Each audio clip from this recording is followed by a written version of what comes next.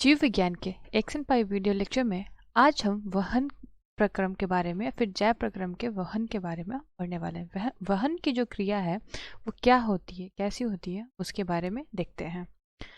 अब ये जो वहन है ये क्या है? ट्रांसपोर्टेशन है। ठीक है, तो ट्रांसपोर्टेशन हम देखें तो ये पादपों में भी ट्रांसपोर्टेशन होता है, पादपों में भी होगा और मानव में भी होगा। ठीक है, या फिर जीवों में भी होता है। तो हम सबसे पहले पादपों के ट्रांसपोर्टेशन के बारे में या फिर वहन क्रिया के बारे में हम पढ़ते हैं। ठीक है, ये पादप क्या करते हैं? कार्बन डाइऑक्साइड लेते हैं, कार्बन डाइऑक्साइड लेते हैं बाहर के इन्वायरमेंट से, और उससे क्या करते हैं कि प्रकाश संश्लेषण में एक सरल कोई भी ग्लूकोज का यौगिक बना देते हैं। ठीक है, तो या कोई भी सिंपल यौगिक ये बनाते हैं। ठीक है, तो अब ये जो कार्बन डाइऑक्साइड है ये कैसे आया, इस पे हम सोचते हैं। ठीक है, तो इसका क्या होता है कि बेसिकली ये लीफ में आता है। ठीक है, और ये लीफ में किस तरीके से आते हैं? तो ये लीफ में स्टोमेटा के थ्रू आता है। जो स्टोमेटा प्रेजेंट होती है लीफ पे, या तो नीचे प्रेजेंट होती है और ऊपर के परतों पे जो है स्टोमेटा काफ़ी कम होते हैं, लेकिन नीचे वाले लेयर में ज़्यादा होते हैं। तो ये इस स्टोमेटा के द्वारा ही या इस छिद्र के द्वारा ही ये आते हैं। ठीक, तो हमने तो देखा कि कार्बन डाइऑक्साइड कैसे आ रहा। अब इसमें क्या होता है कि जो पादप होते हैं इनमें दूसरे भी अवशिष्ट होते हैं, उनकी ज़रूरत पड़ती है। दूसरे भी जो पदार्थ होते हैं उनकी ज़रूरत पड़ती है, जैसे कि नाइट्रोजन है। ठीक है, नाइट्रोजन की भी ज़रूरत होती है पादपों को, या फिर फास्फोरस है,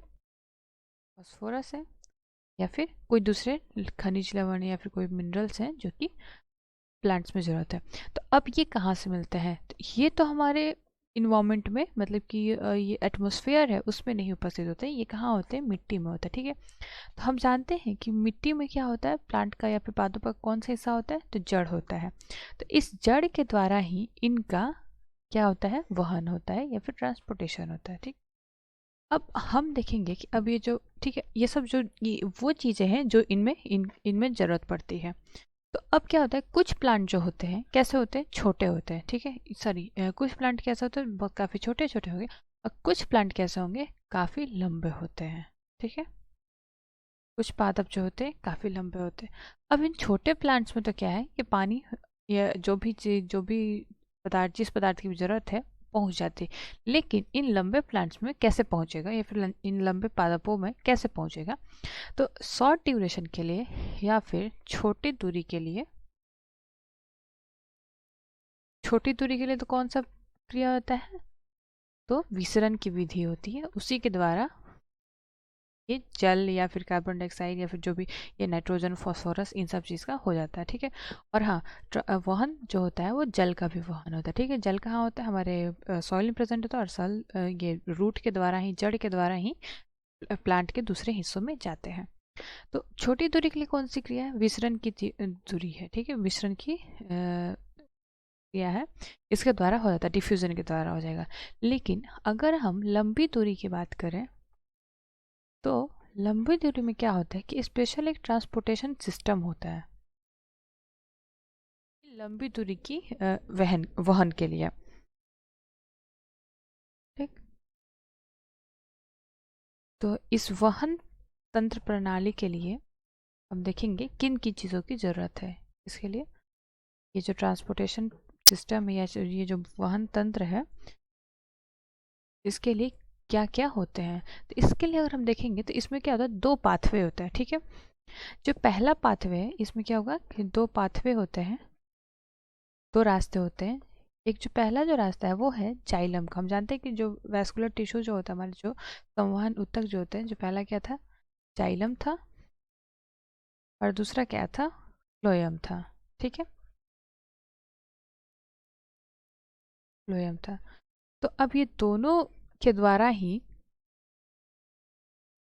क्या था? फ्लोएम था। तो अगर हम इन दो पाथवे का देखें तो इन दो पाथवे में क्या होता है, इन्हीं दोनों ऊतकों का यूज होता है। ठीक है, यही दो जो संवहन ऊतक हैं इनका यूज होता है, इस्तेमाल किया जाता है।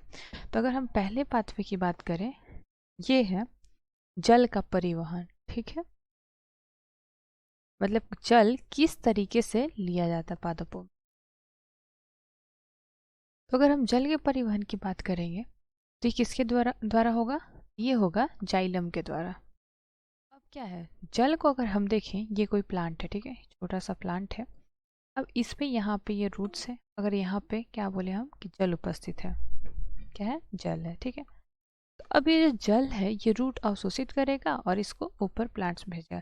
क्यों? क्योंकि ये कम हाइट का प्लांट है, मतलब इसकी जो दूरी है ये कैसी है, काफ़ी छोटी है, ठीक है। इनका ड्यूरेशन जो मतलब इसके जो दूसरे पादप के जो हिस्से वो और ये जो जड़ है इनके बीच में ज़्यादा दूरी नहीं है।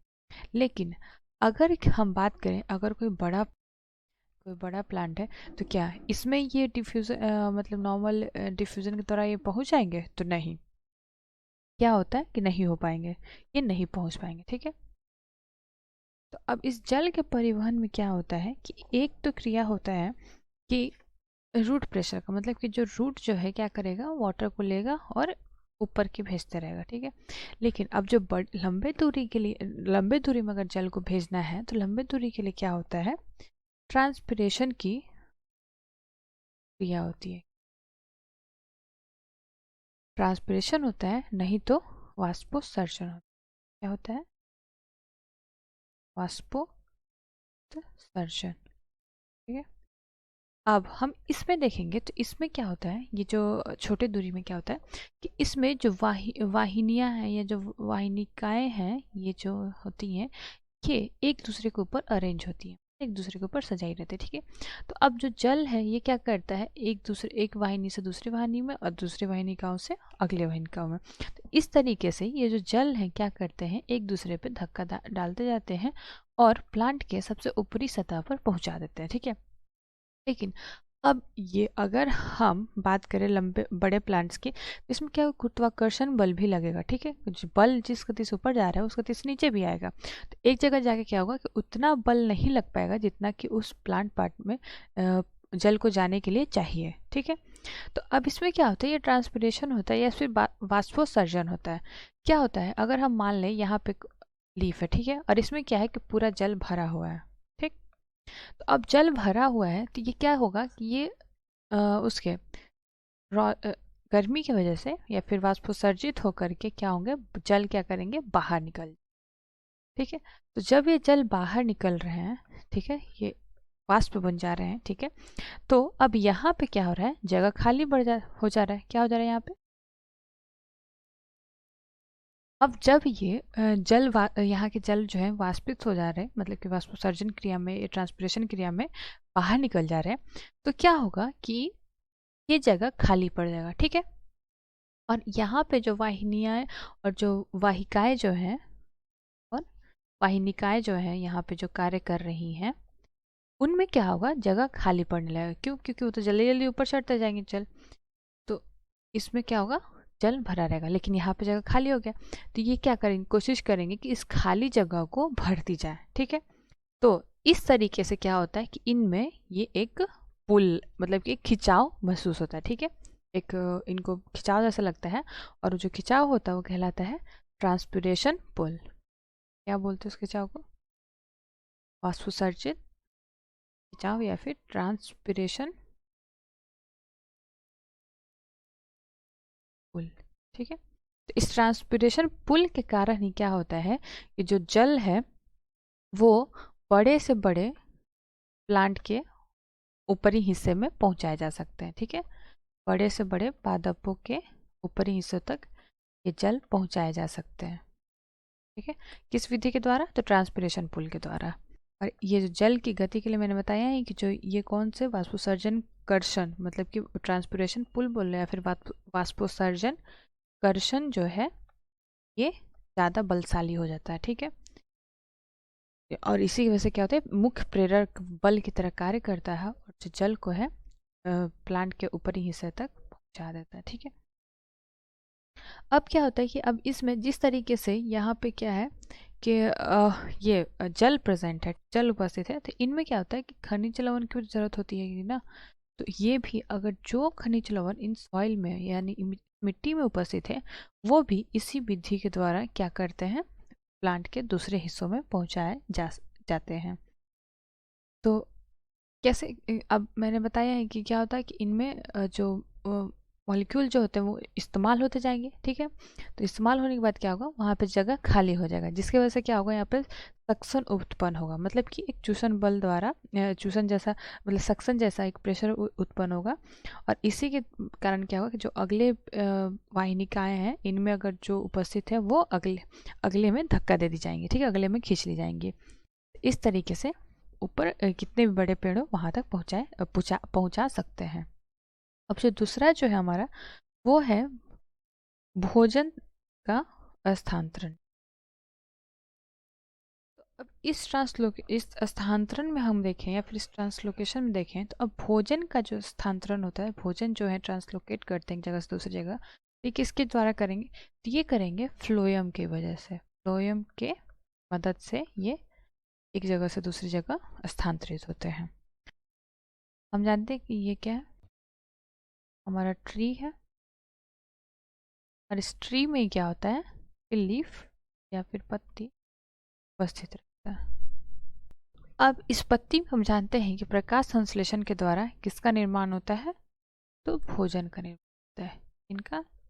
यहाँ पे प्रकाश संश्लेषण के कारण फूड्स बनते हैं, ठीक है। अब फूड्स तो यहाँ बन रहे हैं, लेकिन प्लांट्स के जो बाकी पार्ट जैसे स्टेम है, रूट है, यहाँ पे इन फ्रूट्स भोजन को हम कैसे पहुँचाएं, तो इसके लिए क्या होता है, तो ये जो फूड पार्टिकल्स जो है ये दूसरे जो तो जगहों पे जो पहुंचाए जाते हैं उन्हीं को हम क्या बोलते हैं, स्थानांतरण बोलते हैं। मतलब एक जगह से दूसरी जगह स्थानांतरित किया जा रहा है, ठीक है, जहाँ पे जिनको ज़रूरत है। तो अब ये जो प्रकाश संश्लेषण के जो उत्पाद होते हैं उसके अलावा क्या यहाँ पे क्या और भी क्या हो सकता है, अमीनो अम्ल हो सकता है,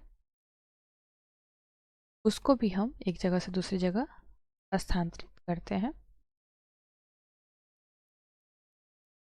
ठीक है, और या कोई भी दूसरे पदार्थ हो सकते हैं, ठीक है।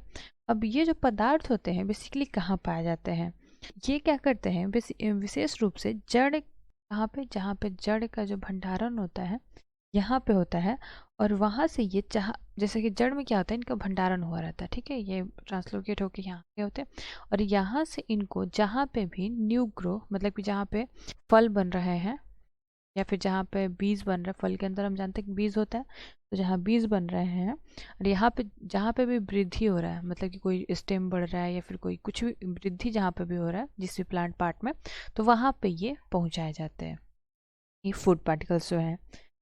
तो अब ये जो फूड पार्टिकल्स का जो ट्रांसलोकेशन हो रहा है हम देख रहे हैं कि दोनों दिशाओं में हो रहा है, ठीक है, मतलब कि ऊपर में जो जो लीफ में जो फूड बन रहे हैं उनका भी ट्रांसलोकेशन हो रहा है, मतलब वो भी स्थानांतरित होकर नीचे आ रहे हैं, और जो रूट में जो प्रेजेंट है दूसरे लवण या फिर दूसरे पदार्थ उनको भी हम क्या कर रहे हैं, प्लांट के उस हिस्से में भेज रहे हैं जहाँ पे फल बीज या फिर किसी भी प्लांट पार्ट का ये वृद्धि हो रहा है, ग्रोथ हो रहा है, तो उस हिस्से में हम भेजते हैं। तो अब ये जो क्रिया जो है ये एक भौतिक बल के कारण द्वारा होता है, ठीक ना। तो अब इसमें क्या होता है कि सुक्रोज को हम क्या करते हैं, सुक्रोज जैसे मतलब हम जानते हैं कि जो यहाँ पे जो फूड जो बन रहा है वो क्या होता है, सुक्रोज होता है या फिर कोई भी ये कार्बोहाइड्रेट्स बनता है, ठीक है। एटीपी को खर्च करके ही हम एक जगह से दूसरी जगह भेज सकते हैं, तो हम बोल सकते हैं कि यहाँ पे ऊर्जा की जरूरत पड़ती है, किसमें, फ्लोएम में फूड के मतलब भोजन के स्थानांतरण के लिए किसकी जरूरत पड़ती है, तो ऊर्जा के लिए, और वो ऊर्जा क्या होगी, एटीपी होगी।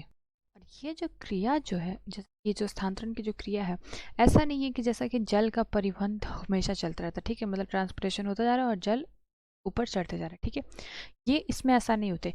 यहाँ पे आवश्यकता के अनुसार मतलब जहाँ पे जितनी जरूरत होगी, जहाँ पे जितनी आवश्यक होगा उसके अनुसार ही, मतलब अगर मान लो कहीं फल बन रहा है, ठीक है, इस प्लांट पार्ट पर अगर मान लें हम फल बन रहा है, तो अब यहाँ पे क्या ज़रूरत है, किसी इनकी सुक्रोज की ज़रूरत है, ठीक है, किसी भी कार्बोहाइड्रेट्स की ज़रूरत है, तो क्या पहुँचेंगे, ये यहाँ से ट्रैवल करके वहाँ पहुँचेंगे, ठीक है।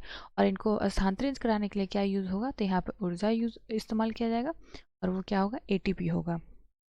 अब जैसे कि हम एग्जांपल लें कि जड़ में और तना में, ठीक है, कहाँ पे, जड़ में और तना में क्या होता है कि जो ये शुगर जो होते हैं स्टोर रहते हैं, ठीक है, जो शर्करा होता है वो वहाँ पे भंडारित रहता है, ठीक है, मतलब कि एक जगह इकट्ठा करके रखा रहता है कि जहाँ भी ज़रूरत पड़ेगी हम इनको भेज सकते हैं। तो अब ये जड़ और तना से ये शर्करा जो है ये टूट करके कहाँ पहुँचती है, जब ये जो बसंत जब आता है, हम जानते हैं कि बसंत के टाइम पे क्या होता है, बहुत सारे जो ट्री जो होते हैं अपना लीफ न्यू लीफ ग्रो कराते हैं, या फिर जो भी फूल ये फल फूल जो होते हैं ये खिलते हैं। तो अब उन हिस्सों में क्या किया जाता है, जैसे कि बर्ड है जहाँ कहीं भी कलियाँ जहाँ भी हैं, तो उन हिस्सों में हम इसी से शर्करा को लेकर के भेज देते हैं। ठीक है, मतलब यही हम क्या करते हैं कि इन शर्करा को हम अ, यही सब इन शर्करा को इन कलियों तक भेज देते हैं। ठीक है, तो हम देख रहे हैं कि जहाँ पे स्टोर्ड है वहाँ से ये भोजन आगे स्थानांतरित किया जाता है। ठीक है, तो और ये किस चीज़ के थ्रू जाते हैं, तो ये फ्लोएम के द्वारा जाते हैं। और इसमें किसका यूज होता है, एटीपी का यूज होता है। तो इस वीडियो सेशन में हमने क्या देखा, एक बार हम देख लें तो हमने देखा कि जो वहन का जो क्रिया है ये पादप में भी होता है और मानव में भी होता है, मतलब जीवों में भी होता है। और इसमें हम क्या करते हैं कि किसी भी बहुत सारी चीज़ों का ट्रांसपोर्टेशन होता है, जैसे कार्बन डाइऑक्साइड, जल, नाइट्रोजन, फास्फोरस है, ये को भी खनिज लवण है, इन सब काम कराते हैं।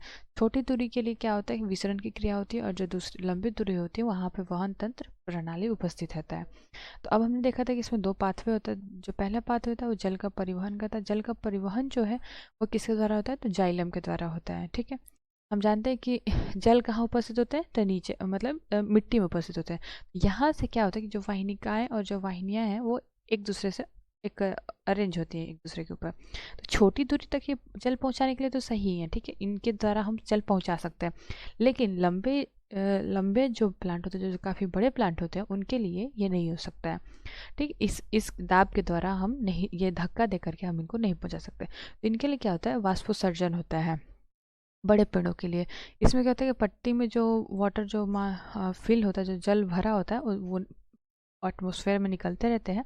और उस यहाँ पे जो सक्शन जो क्रिएट हुआ या जो भी ये जगह खाली हुआ, तो उस जगह को भरने के लिए जल पे एक मतलब खिंचाव लगता है, और ये जल क्या करते हैं, ऊपर की तरफ बढ़ते रहता है। और इसी तरीके से हम खनिज लवण का भी ये परिवहन कराते हैं। ठीक है, अब जो दूसरा जो तरीका है वहन का, वो है भोजन का। ठीक है, भोजन चाहे जो दूसरे जो पदार्थ हैं उनका स्थानांतरण कैसे होता है, तो ये होता है फ्लोएम के द्वारा। और इसमें क्या होता है कि एटीपी खर्च होता है। ठीक है, मतलब इसमें ऊर्जा की ज़रूरत पड़ती है, क्योंकि अब ये जो यहाँ पे जो भी फूड बन रहा है, तो ये जो फूड बनते हैं कहाँ बनते हैं, लीफ में। लीफ से निकल करके कहाँ चले जाते हैं, रूट्स में, या फिर जो भी जहाँ भी प्लांट्स के दूसरे पार्ट्स को ज़रूरत है वहाँ पे पहुँच जाते हैं। और जो पदार्थ इन जड़ों में प्रेजेंट है, वो क्या क्या किए जाते हैं कि जो भी जहाँ पे भी फल बन रहा है, फिर बीज बन रहा है, तो पदार्थ जैसे कि कोई भी कार्बोहाइड्रेट्स है, सुक्रोज है, ग्लूकोज है, इन सब को हम कहाँ पहुँचा देते हैं, उन वृद्धि करने वाले पार्ट्स में पहुँचा देते हैं जहाँ पे वृद्धि हो रहा होता है। और ये जो जड़ और तना जो होते हैं क्या करते हैं, इस शर्करा को या फिर शुगर को इकट्ठा करके रखते हैं। और बसंत टाइम में जब कलियाँ खिलने वाली होती हैं या फिर जब कलियाँ बन रही होती हैं, तो इनको हम पहुँचा देते हैं। ठीक, और इसमें क्या खर्च होता है, ऊर्जा का खर्च होता है। और ये आवश्यक के अनुसार होता है, मतलब जहाँ पे ज़रूरत है वहीं पे ये स्थानांतरण होगा, बिना ज़रूरत के कोई स्थानांतरण नहीं होता है। तो एक्सन पाई की इस वीडियो लेक्चर में हम इतना ही देखेंगे। मिलते हैं नेक्स्ट वीडियो सेशन में। धन्यवाद।